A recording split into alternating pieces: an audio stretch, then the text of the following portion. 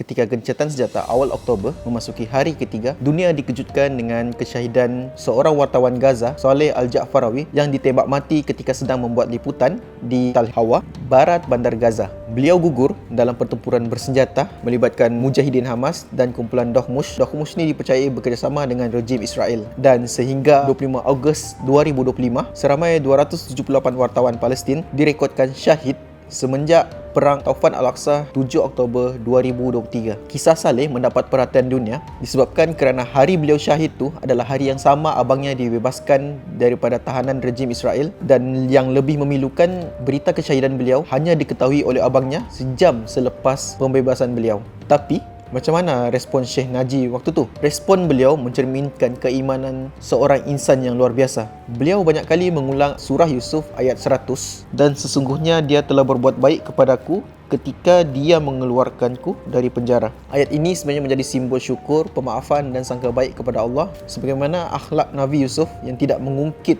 kezaliman saudara-saudaranya. Dalam sebuah wawancara, Syekh Naji ni, abang kepada Saleh Al-Ja'farawi, menceritakan macam mana penderitaan tahanan Palestin semasa dalam penjara rejim Israel. Ketika dalam penjara, mereka disiksa, tangan diikat, mata ditutup, dan mereka dipaksa duduk selama 18 jam sehari. Namun di sebalik kezaliman itu, Al-Quran ni sebenarnya menjadi simbol ketenangan dan kekuatan bagi mereka. Kisah yang diceritakan dari dalam penjara, mereka menghidupkan Al-Quran dengan cara yang luar biasa. Mereka tulis ayat-ayat Al-Quran ni di dinding-dinding sel menggunakan bucu tiup ubat, dihafal secara lisan. Bahkan ada kisah tahanan Palestin yang menghafal Al-Quran hanya melalui pendengaran. Dan ada juga tahanan Palestin ni menghafal lebih daripada 10 juzuk tanpa mushaf.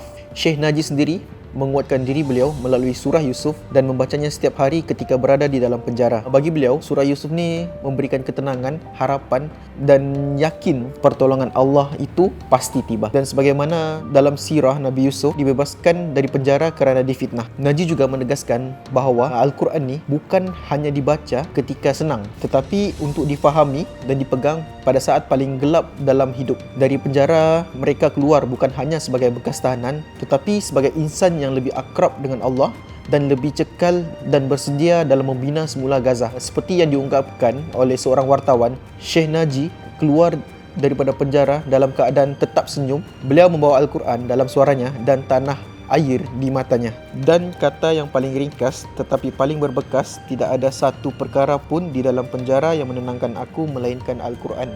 Untuk artikel penuh, layari www.cjm.com.my.